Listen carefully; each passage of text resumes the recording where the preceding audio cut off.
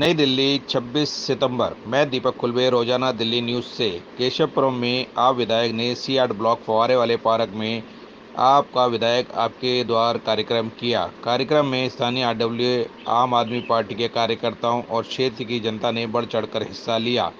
कार्यक्रम की शुरुआत में RW के सदस्य और आप पार्टी कार्यकर्ताओं ने विधायक राजेश गुप्ता को फूल माला पहनाकर स्वागत किया।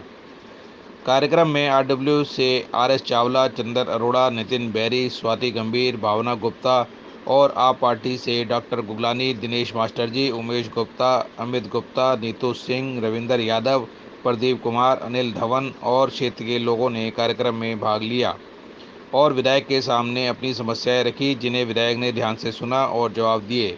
काफ़ी संख्या में आकर लोगों ने अपनी शिकायत विधायक के सामने रखी।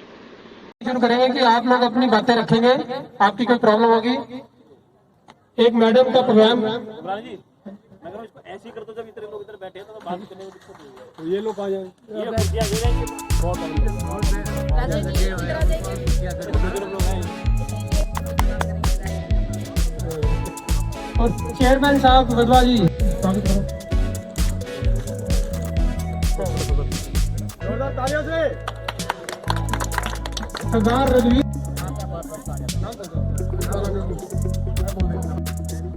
नितिन बेरी जी, आप एक एक करके आ जाइए। ऐसा है ना कि नाम से ज्यादा बेहतर है आपकी पहचान। अखिलेश जी, ममता जी, रश्मि जी, साक्षी जी, तेजपाल जी और जेडी गुप्ता जी कहाँ पर है? मेरा सामने जेडी बलवीर जी, हर्षी जी, सरदार प्रीतम सिंह जी, अनिल गांधी जी, आपका तो बहुत जरूरी है, नवीन अग्रवाल। और यहाँ जो हमारे सब बुजुर्ग खड़े हैं, बहुत ही जो कुछ आपको अब सवाल करने हैं विधायक जी से, आप तैयार रहिए और मैं एक एक करके बुलाऊंगा आपको और आप अपने सवाल कर रहे हो। बस एक छोटी सी चीज़ है, वृद्धा भत्ता और ये जो विधवाओं की पेंशन है, एग्जिस्टिंग सिनेरियो की मैं बात करना चाहूँगा। मैं अपने 2-3 बुजुर्ग औरतों को लेकर भी गया, वहाँ से उन्होंने हमें वापस कर दिया, कहते हैं बैंक से लेके आइए। आपने वहाँ बताया इसका सोल्यूशन, मैंने सुन लिया।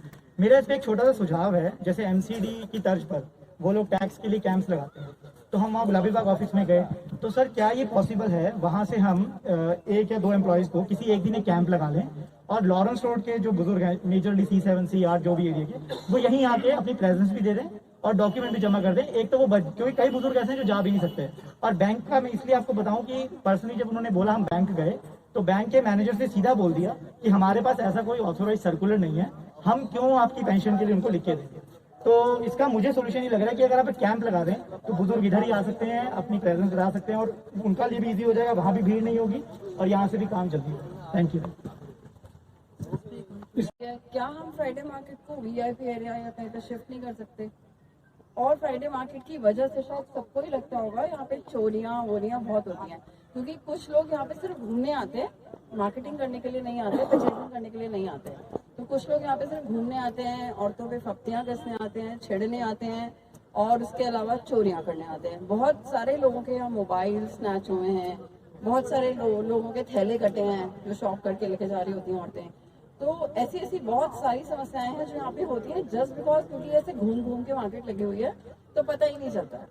और दूसरी चीज़ है मेरी ये पार्किंग प्रॉब्लम को लेकर। पार्किंग प्रॉब्लम यहाँ पे बहुत ज़्यादा बड़ा मुद्दा हो चुका है इस समय केशवपुरम में। लोगों ने 4-4 गाड़ियाँ तो रख ली, लेकिन घरों में जगह, सड़कों पे जगह है नहीं रखने के लिए।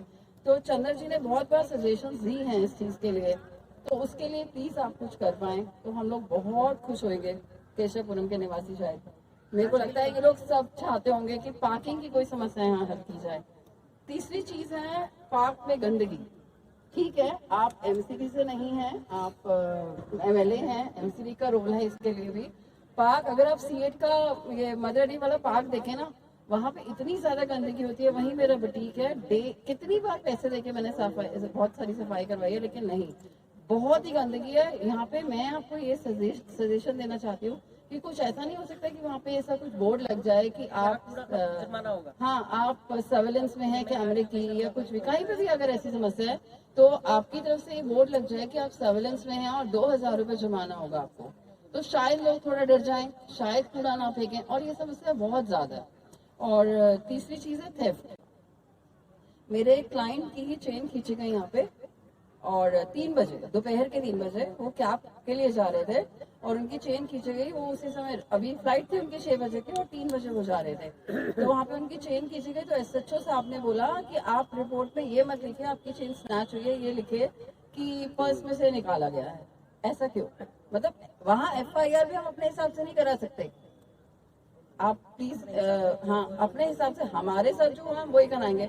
फोन चोरी होते हैं, लाख रुपए का फोन मेरी बेटी का चोरी हो गया, तो उन्होंने कहा ये तो होता रहता है। मतलब आप कुछ नहीं करेंगे। हमने उनको सर्च करके भी बताया कि डीप मार्केट तक पहुंचा है, सब कुछ करा, उन्होंने कुछ नहीं करा। ये तो होता रहता है, आप इसके लिए रो रहे हो क्यों?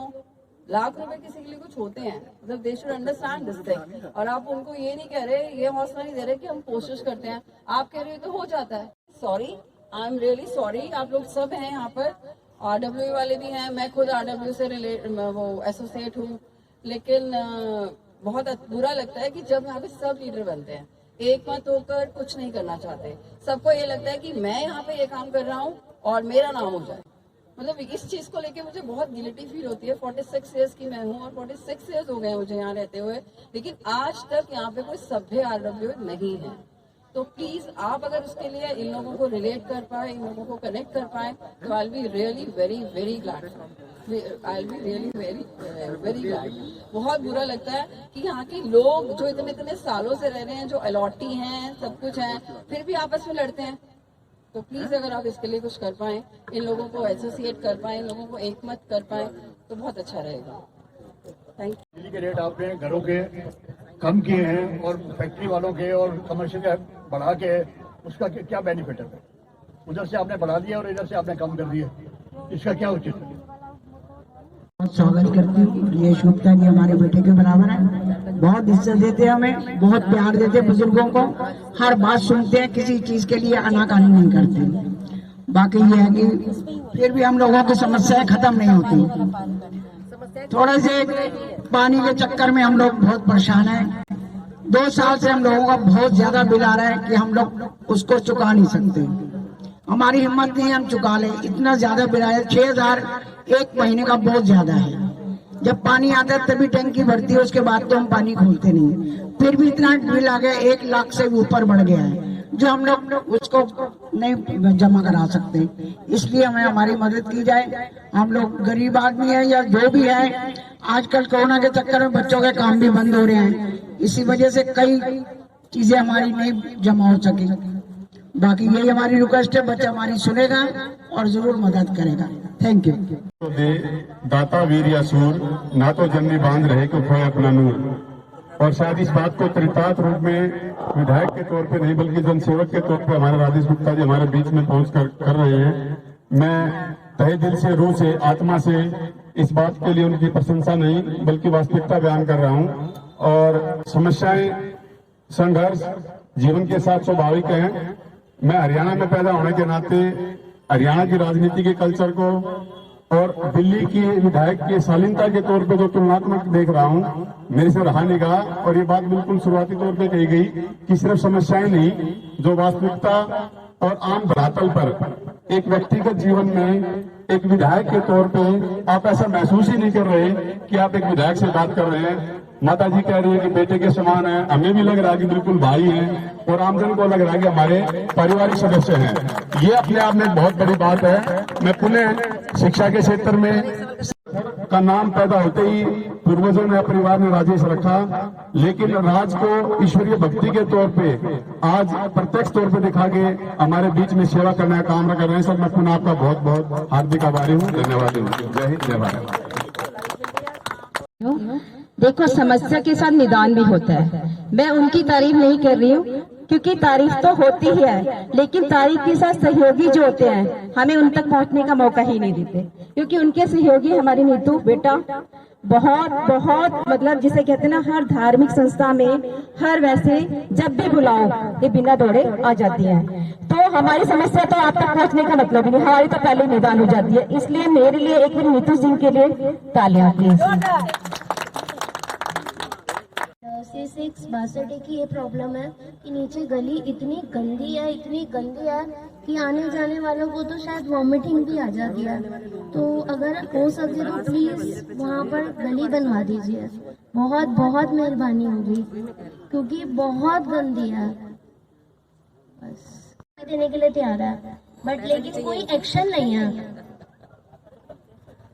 राजेश जी, हम ही कूड़ा वहाँ फेंक देते हैं, तो क्या हमारी कोई जिम्मेदारी नहीं बनती क्या अपने एरिया के प्रति या पार्कों के प्रति या अपने आसपास जो हम रहते हैं सड़कों के प्रति?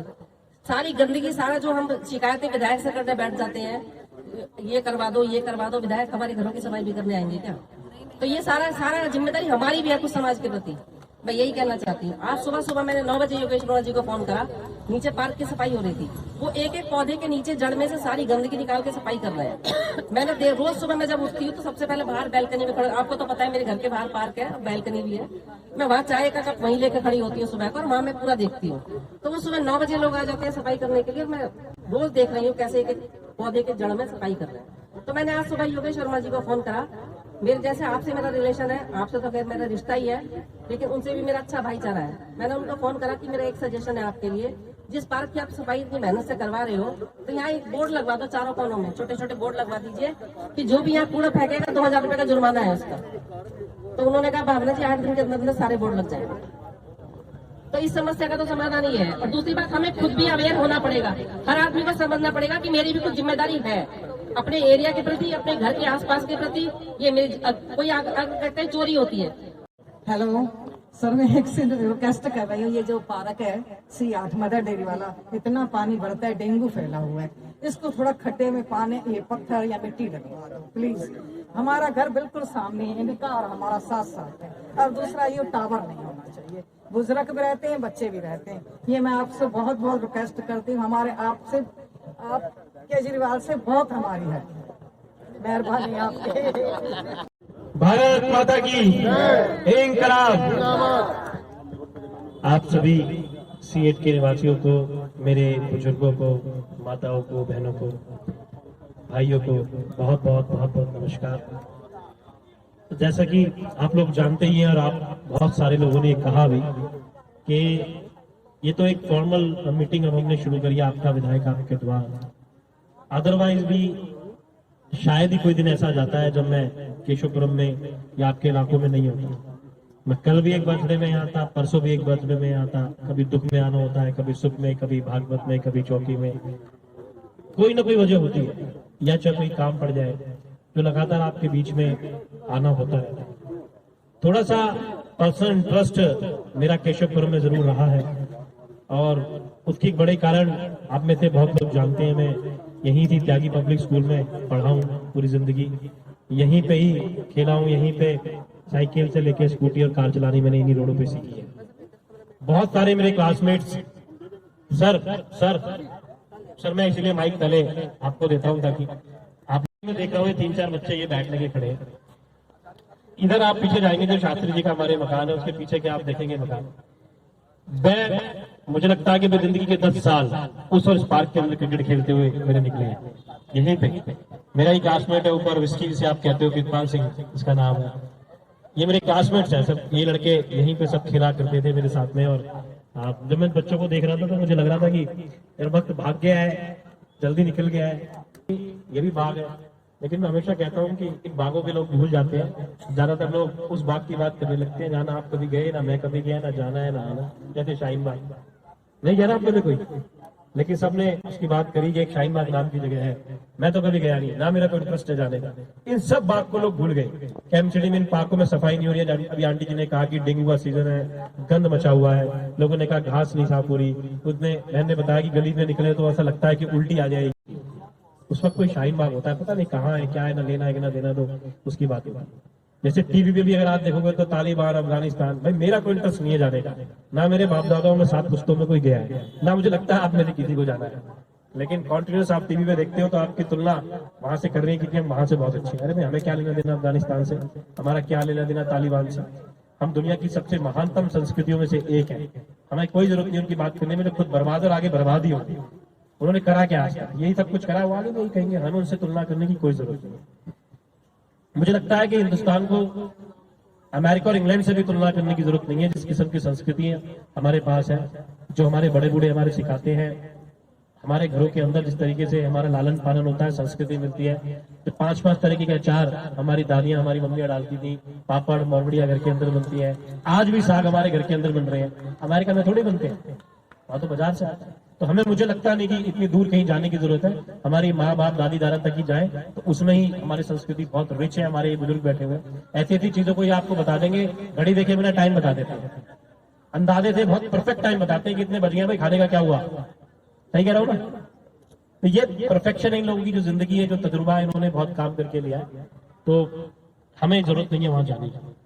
आपने बहुत सारे काम बताए, उसमें से जो मोटे तौर पे जो काम थे, एक तो एमसीडी के आपने बताया जो मुझे पार्क्स के, मैं आपको बता दूं क्योंकि उधर भी आपकी बहुत सारी आरडब्ल्यूएस थी, अभी जो मैंने एक मीटिंग और करी है, मैं रोज ये मीटिंग करता हूँ, और क्योंकि एमसीडी पार्क्स को साफ नहीं कर पा रही थी तो हमने दिल्ली सरकार के थ्रू इन पार्क्स के पैसे देने शुरू करे कि आपके आरडब्ल्यू अप्लाई करें, मैं उस पर साइन करता हूँ कि मैं आरडब्ल्यू को मान्यता देता हूँ। आप लोगों से अक्सर बात कर लेता हूँ मैं, और जिसको मान्यता देता हूँ उससे कह देता हूँ कि भाई ये बात समझ लेना कि पार्क साफ होने चाहिए, नहीं तो लोग आपके भी पीछे पड़ेंगे, मुझसे भी कह दिए।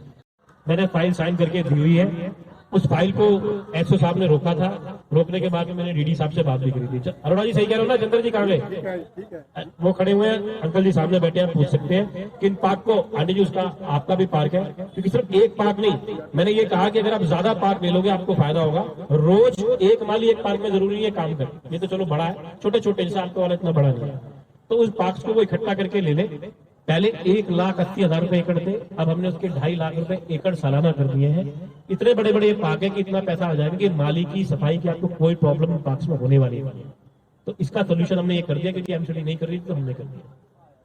तो ये आपको लेना है। आपके उधर गुलाटी साहब ने रिक्वेस्ट डाली हुई है मांगने के लिए, इधर चंद्रोड़ा जी की जो आरडब्ल्यू है, अंकल जी बैठे हुए हैं, इन्होंने मांगा हुआ है। ऐसे ही अशोक विहार के अंदर बहुत सारी आरडब्ल्यूज हैं जिन्होंने मुझसे वो पार्क्स लिए हुए हैं और बहुत शानदार तरीके से उसे मेंटेन करेंगे, तो उसका सोल्यूशन आ गया आपके पास। उसके बाद में भी उसकी जो असेट क्रिएशन है, यानी कि उसकी फुटपाथ टूट गई है, उसमें लाइट लगनी है, उसके अंदर जिम लगना है, उसमें झूला लगना है, अगर वो भी रिक्वेस्ट अगर आप चाहते हैं कि वो चीजें हो जाए तो वो पैसे भी मैं कंटिन्यूअसली एमसीडी को देता रहा हूं, जैसे वो लाइट लगी हुई है। ओके, जैसे वो लाइट लगी हुई है वो मैंने अपने फंड से लगाई हुई है, एमएलए फंड से, जो आप सामने देख रहे हो। और ऐसी ही बहुत सारी चीजें, झूले हैं, जिम है, जो आपके छोटे छोटे पार्क्स में, बड़े बड़े पार्क्स में मैंने एमएलए फंड से लगाए हैं। पैसे मुझे एमसीडी को देने होते हैं, और लगाने के बाद में भी ये उन्हीं की है, ये ध्यान रखना। ये लाइट आज उन्हीं की है, क्योंकि इसकी 5 साल की वारंटी है तो हम ठीक करा लेते हैं, अदरवाइज इसका मालिकाना हक उसी का ही, जो एमसीडी है आपकी। अगर आप 6-7 में ऐसे मार्केट में जाओगे तो कोने पे जो चोपड़ा साहब की दुकान है, महेंद्र चोपड़ा जी की, वहाँ एक हाई मास्क लगी है। अभी हम जिस पार्क से आ रहे हैं विराटी साहब वाले में, उसमें एक हाई मास्क मैंने ऐसे लगाई हुई है। C4 पे जाओगे तो लगेगी, पूरे रोडों पे आपको लाइट दिखेगी जो पीडब्ल्यूडी की है। अभी नया सेंटर बज बन रहा है, आपने देखा होगा जो नया सेंटर बज बन रहा है, उसके अंदर अभी मिट्टी भरेंगे, नए नए पौधे लगाएंगे, ताकि उसमें एक तो एक्सीडेंट के बाद खतरा होने की गुंजाइश कम रहती है। सफाई कर्मचारी भी आलस में कोई वहां डाल देते हैं, और हमारे भी जो पड़ोसी है, जो मौसी जी कह रही थी कि वहाँ गाय की रोटी भी डाल दिया, तो वो ऊंचा जब हो जाता है तो उसे साफ करना बहुत आसान है, क्योंकि वो आदमी की हाइट पे है, नीचे नहीं है। दूसरा क्या है कि भगवान न करे कोई बाइक को इससे टकरा जाए, पार कभी नहीं जा सकती। पहले जालियां थी, वो कईयों की गले में घुस चुकी है, तो उसको हमने चेंज करा।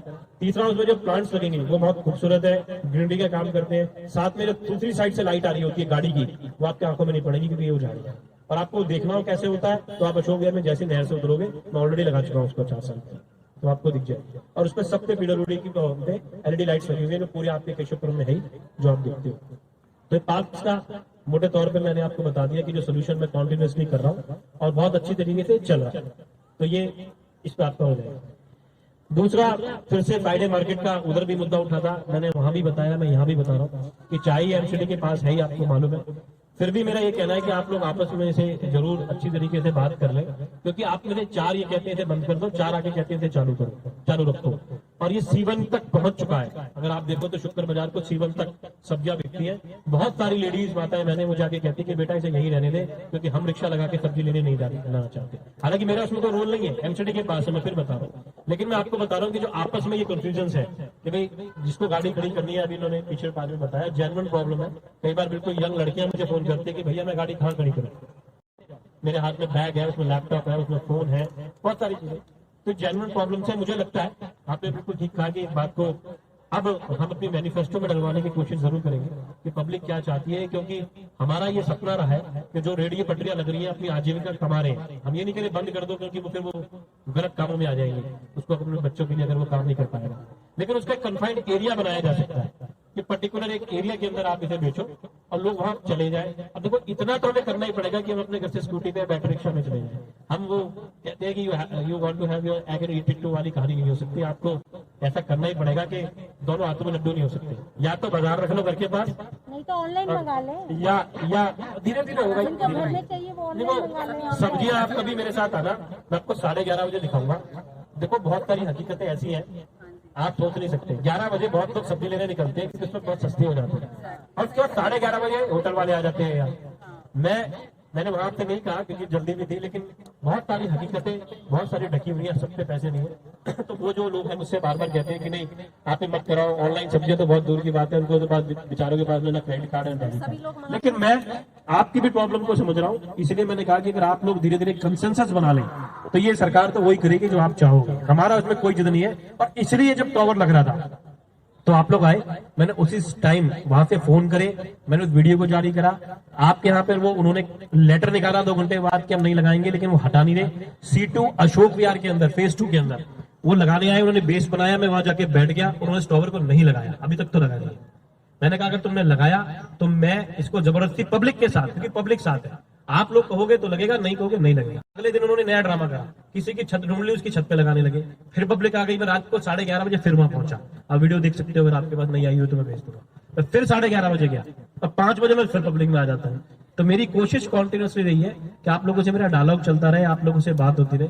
मैं जानता हूँ कि 10 के 10 काम नहीं हो सकते, लेकिन मुझे समझ में तो आए कि प्रॉब्लम क्या है। मैं अपने घर में खुश होता रहूं, विधायक अक्सर ऑफिस में बैठ के सोचते हैं हम तो रोज बैठ रहे हैं 4 घंटे, लेकिन जब हम पब्लिक में जाते हैं तो कुछ ऐसे इश्यूज होते हैं जो मेरी नजर में नहीं है, या आप कह रहे हो मेरा काम नहीं है। जैसे पाक के लिए आ जाती है, कुत्तों के लिए बोलते हैं लोग, गाय के लिए बोलते हैं, जो बिल्कुल मेरा काम है।